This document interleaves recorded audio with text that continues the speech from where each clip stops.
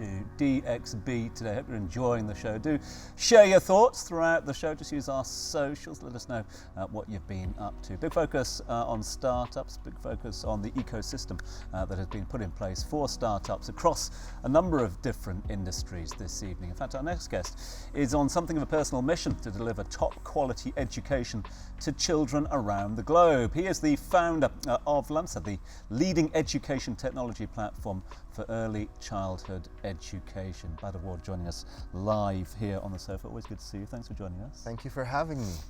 Let's talk about this, because education, childhood, should go hand in hand. But one of the things that you've noticed globally is that we're not spending enough attention on early childhood learning. I mean, when do we start? The moment we're on this planet. There is a direct effect between what we learn as young kids and the person that we become in the future. From a neuroscience perspective, there's about 1 million neural connections per second being formed as soon as we are born. Imagine by the age of 3, you've got 1,000 trillion neural connections formed in your brain. By the age of 6, 90% of your cognitive development has already happened, right? By the age of 8, which is grade 3, you can, with a high probability, determine a person's chances of success in life.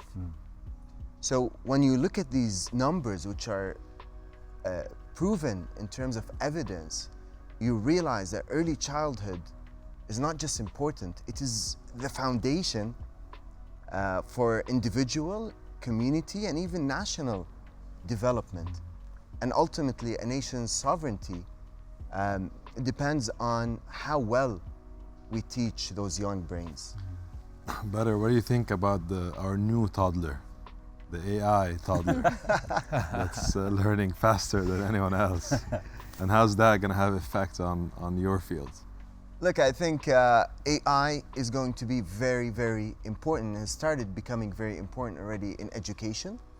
But we believe it's to empower educators, and it's to make school leaders become more effective, and the leaders, ultimately the governments or the private institution, to be efficient in what they do. So we believe AI is very important, and we're starting to use it and build it in everything that we're doing, but for the purpose of empowerment, effectiveness, and efficiency. Badr, I wanted to ask you about Lamsa, so we can just go back to it. It's a global success, as everyone knows, and I just wanted to ask you, what inspired you to create an app like that? It was inspired by my son. As soon as my son entered into school, the educators quickly diagnosed him to be on the spectrum, and we thought that Adam is actually talented and gifted, but the teachers did not have the right tools and the right resources to be able to work with our son Adam individually and in a personalized and differentiated manner, to be able to personalize their education and unlock their potential in the classroom. And so being a technologist and an engineer, we started building stuff, as they say, in the garage, but here we do it in the majlis, not I was just saying, majlis in the living room. And we created an intervention and sent it with our son to school, and all of a sudden Adam becomes one of the top performers, and the teacher starts using Adam as a helper in the classroom.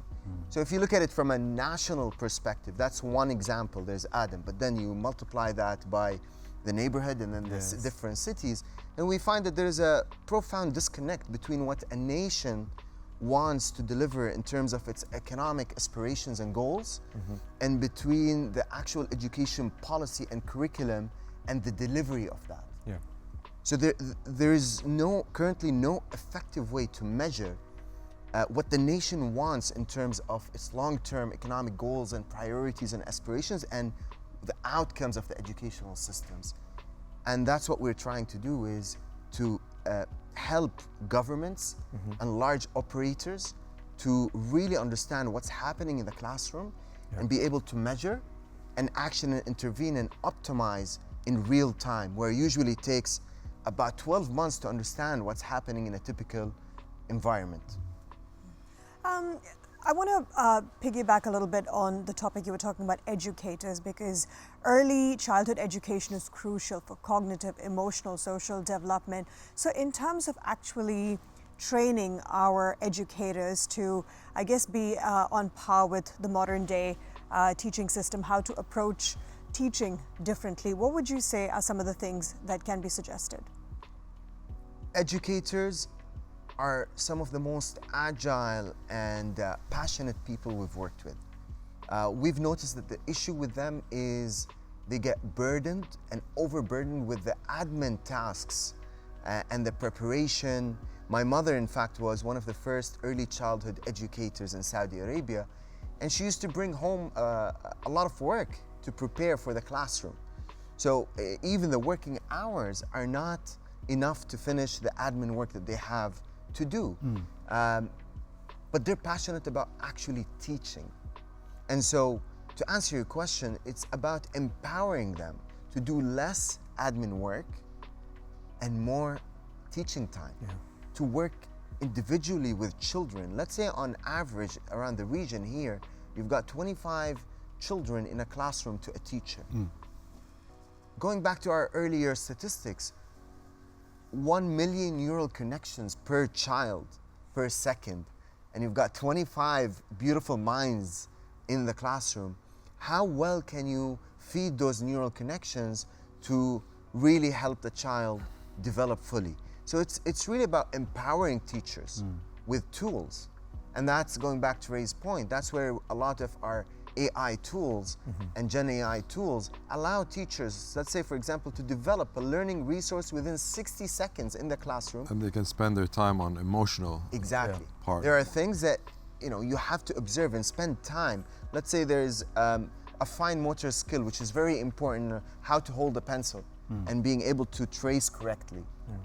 The teacher needs to work with a child to fine-tune that.